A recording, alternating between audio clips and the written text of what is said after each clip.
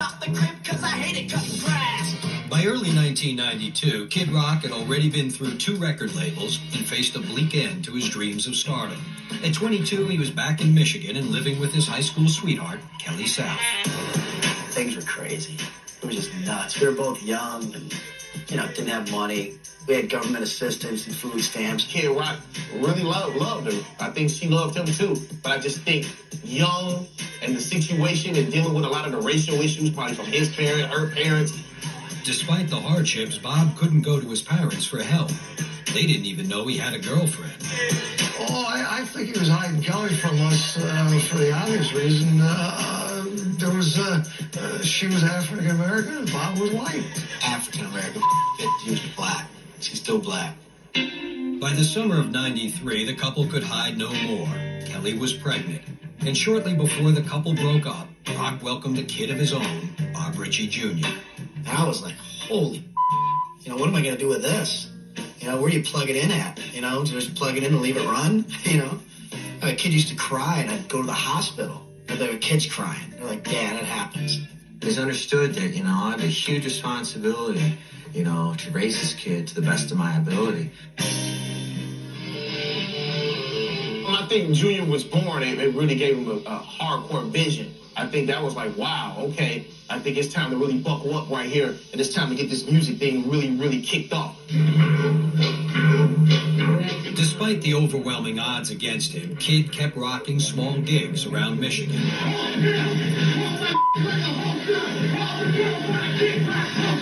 And in the fall of 1994, he spotted a pint-sized powerhouse dancing in the crowd at a concert in Roseville. Everybody was so freaked out because he looked like he was probably 7, 8, 6 maybe. And he'd be standing on a table and I would be like, I can't believe somebody brings their kids to this show. Like I was questioning their morals. It was that upsetting. The Kid was actually a 20-year-old man named Joseph Kalija who suffered from celiac disease, a degenerative condition that stunted his growth. But when Rock greeted him after the show, he found out Joe had a big attitude. He's like, little guy. He's like, what's up with you? You want to smoke a joint, player? And I'm like, do you want a job?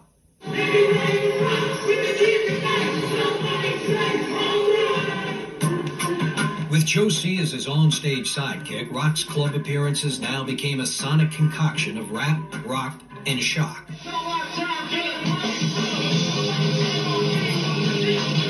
And by April '95, he had finished his 3rd album in a Detroit studio called The White Room.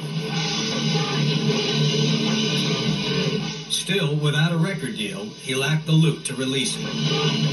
I saw him pace the floor for like 2 weeks, wondering how he was going to press that album up.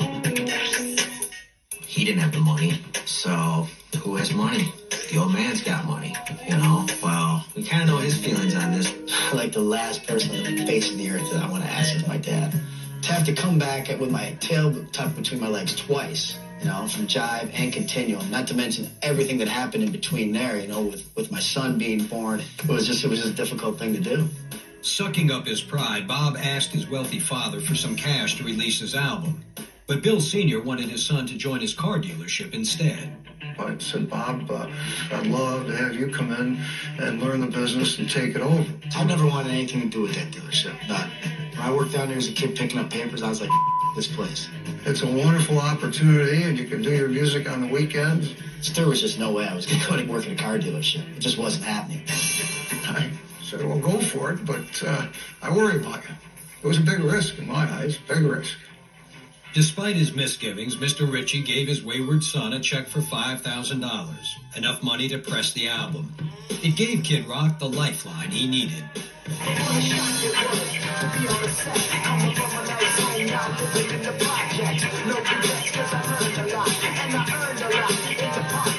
I made the record, I pressed the record. I sold, 14,000 copies of the record out of my basement. And all of a sudden, I had $100,000 stacked, in a shoebox. Which was like, it's getting interesting. So he put together a band, and that enabled him to tour and make money and keep circling around, spreading the good word.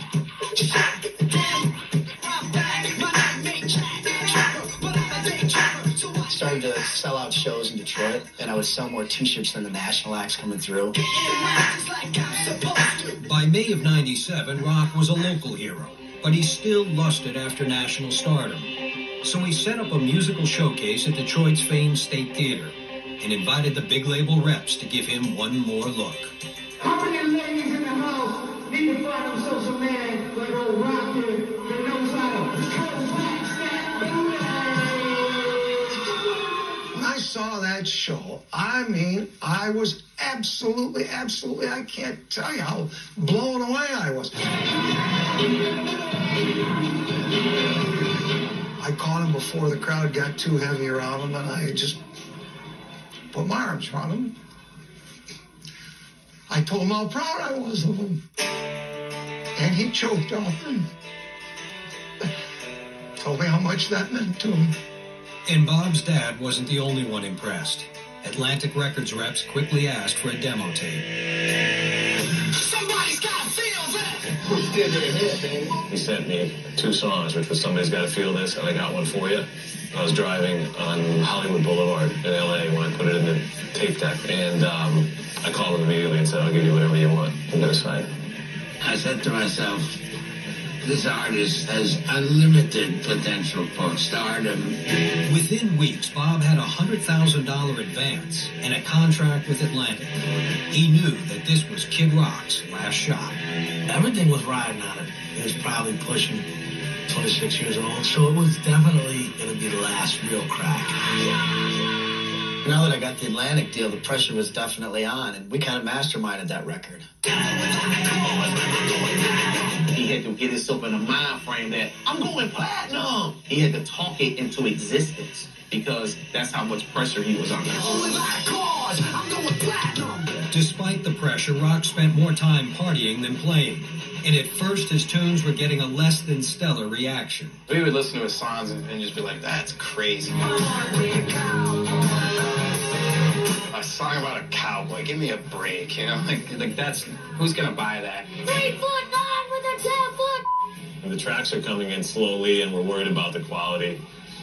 And I called him up, and I said, Bob, what the hell's going on? He says, well, I'll tell you the truth. With the money you guys gave me, I've been basically spending all my time in hot tubs with strippers. And so I said, well, you know what? Put the cover on the hot tub and get back in the studio. When it was released in August of '98, Devil Without a Cause seemed damned from the start. Entering the Billboard charts at a lowly 181, no one had a clue what to make of it or Kid Rock. We did 10,000 first week. It was steadily declining, and we weren't getting traction at press, radio, video channels.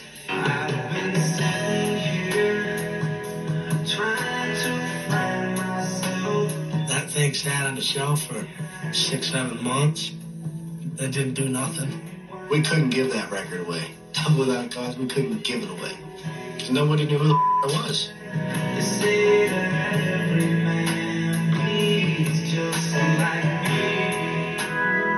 But the naked truth was that Kid Rock had a hit record on his hands.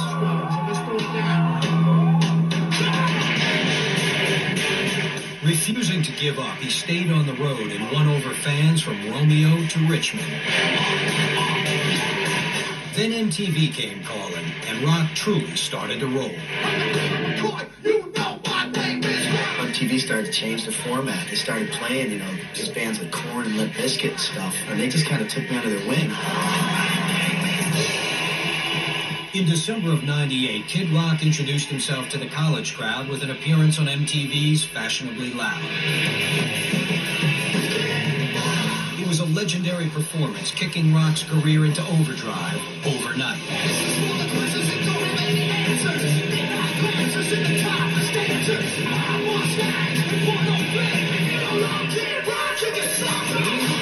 By September of '99, the album was selling 100,000 copies a week. Kid Rock was the music world's new shining star, and at the 1999 Video Music Awards, he took center stage in a performance with Aerosmith and Run DMC. I was literally like, I hope I don't mess it up, and say, my name is Ron. They took that Run DMC and Aerosmith performance to really let the world see him next to some big icons, and he was holding it down just as big as that to convince the world that, wow, this guy is no joke. That's when I knew that dude was a star.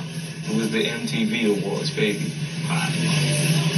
After a decade of setbacks, Kid Rock was on the rise, but few could have predicted just how far he would go.